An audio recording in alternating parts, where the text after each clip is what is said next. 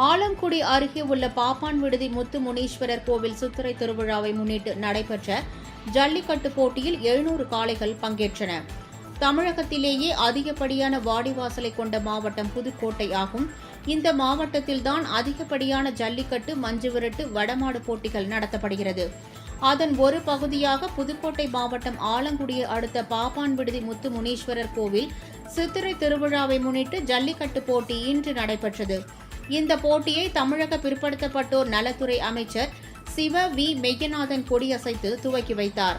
ஜல்லிக்கட்டு போட்டி தொடங்குவதற்கு முன்னதாக உறுதிமொழியை வீரர்கள் மற்றும் பார்வையாளர்கள் ஏற்றனர். இந்த ஜல்லிக்கட்டு போட்டியில் புதுக்கோட்டை, மதுரை, சிவகங்கை, தஞ்சாவூர், திருவாரூர், திருச்சி, திண்டுக்கல், தேனி உள்ளிட்ட பல்வேறு மாவட்டங்களில் இருந்து வந்திருந்த 700 காளைகளும் 300 மாடுபிடி வீரர்களும் பங்கேற்றனர். வாடிவாசலில் இருந்து ஒன்றன் பின் ஒன்றாக அவிழ்க்கப்பட்டு துள்ளி குதித்து சீறி பாய்ந்து காளையர்கள் மல்லு கட்டி தழுவி வருகின்றனர்.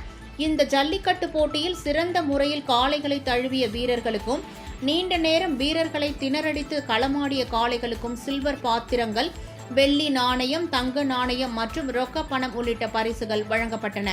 100க்கும் மேற்பட்ட போலீசார் பாதுகாப்பு பணியில் ஈடுபட்டனர்.